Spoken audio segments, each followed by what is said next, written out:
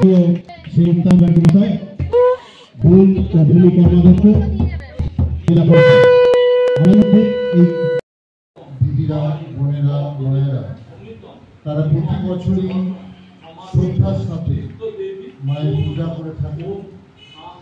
মায়ের অপার করুণা কৃপা আমাদের প্রতি যে আমরা সকলে মিলে এবারই এক পঞ্চায়েত সমিতির তরফ থেকে এই অডিটোরিয়ামে ব্যবস্থা করতে পেরেছি।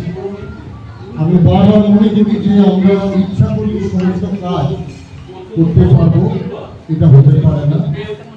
আমরা যাই স্বপ্ন দেখবো, যাই কল্পনা করবো, সেভাবে আমরা রূপ দিতে পারবো, এটা হতে পারে না যদি না মায়ের কৃপা থাকে।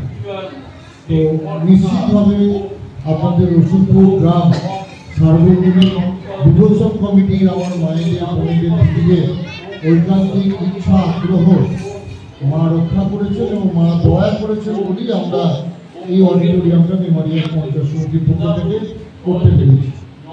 উপস্থিত আছেন এখানে প্রধান, উপস্থিত আছেন আমাদের পঞ্চায়েত সমিতির কর্মাধ্যক্ষ বৃন্দ, উপস্থিত আছেন এই এলাকার গুণী মানুষজন, শ্রদ্ধেয় মানুষজন, যাদের আশীর্বাদ আমাদের চলার পথে পাথেয়। আমরা শুধু একটা জিনিসই বলবো, সকলে সুন্দরভাবে এই মন্দিরকে আপনারা আপনাদের মনের মধ্যে পরিণত করুন। এবং আমি একটা কথা বারবার বলি, আমরা অনেকেই নিজেদেরকে কেউ মনে করি হিন্দু ধর্মের শ্রেষ্ঠ, আমরা কেউ মনে করি আমরা প্রচুর জ্ঞানী, কিন্তু আমি বারবার একটা কথা বলি, মন্দির হাজারো আছে, মূর্তিও আছে রক্ষাতে, কিন্তু মন্দিরের আসন জাগ্রত হবে কিনা, মূর্তিতে মায়ের প্রবেশ করবে কিনা, এটা নির্ভর করে ভক্তের আকুতি।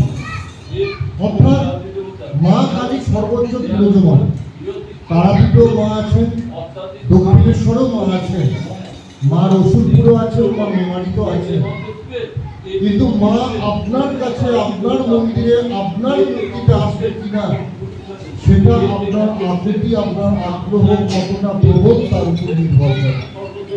ঠিক তেমনই জগন্নাথ দেবের ধাম মানে শুধুমাত্র পুরীর মন্দির নয়, জগন্নাথ অর্থাৎ নারায়ণ, তার ধাম এই গোটা বিশ্ব, এই গোটা ব্রহ্মাণ্ড, তার সমস্ত ব্রহ্মের অংশেই তার আবাস, তার আবাসন। তাই তিনি শুধুমাত্র পুরীতেই থাকবেন তা নয়, তিনি মেদিনীপুরেও আসবেন, দীঘাতেও আসবেন, নদীপুরেও আসবেন, মেমারিতেও আসবেন, যদি ভক্তের আকুতি থাকে, আগ্রহ থাকে। তাই আসুন আমরা আগ্রহ নিয়ে মন থেকে, হৃদয় থেকে আমরা সকলে মায়ের সেবা করি, মায়ের আর্চনা করি, মাকে ডাকি, মা আমাদের ফেরা দেন। আর আমি এটা বারবার বলি, আমাদের যে টিম আছে সেই টিমের সঙ্গে আমরা আলোচনা করতে গিয়ে একটা কথাই বলি, কমিটমেন্ট ফিল আপ করতে হবে। এই কমিটমেন্ট মানে হচ্ছে মানুষকে কমিটমেন্ট করা, মানুষকে কথা দেওয়া, মানে ঈশ্বরকে কথা দেওয়া,